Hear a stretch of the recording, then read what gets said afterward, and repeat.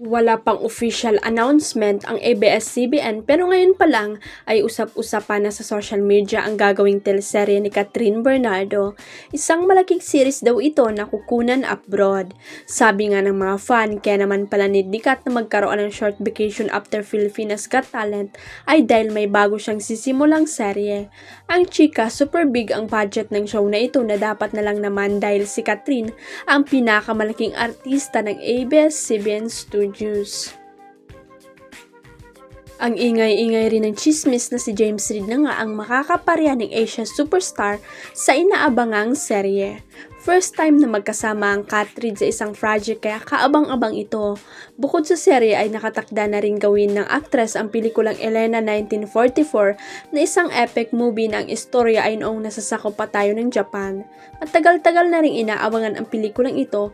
Actually ito dapat ang follow-up movie ni Cat after ng A Very Good Girl at hindi ang Hello Love Again blockbuster movie nila ni Alden Richard. Anyway, kaabang-abang ang bagong projects ni Catherine. Nakakaloka rin ang ibang mga content creator na hindi mo alam kung saan nagmula at obvious namang hindi mga showbiz insider. Paano ba naman kung ano-ano ang may isyung inintrigang inilalabas nila? At isa sa madalas na mabiktima ng mga mahilig gumawa ng fake news ay ang incognito lead action star na si Richard Gutierrez. Pero naniniwala nga si Richard na matatalino naman ang karamihan sa mga nagbabasa at hindi basta-basta maniniwala sa mga inilalabas ng fake news peddlers. Actually, marami na rin namang mga celebrity at nagpapaalala tungkol sa mga fake news peddler na para makagawa lang ng content ay kung ano-anong inventong chika ang ginagawa.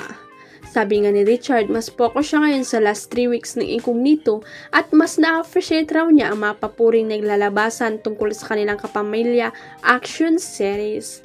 So, dead man na lang sa mga fake news na hindi naman pinaniniwalaan ng mga matitino at matatalinong fan. Huwag kalimutang i-click ang subscribe button at i-ring ang notification bell para sa latest at legit chika updates.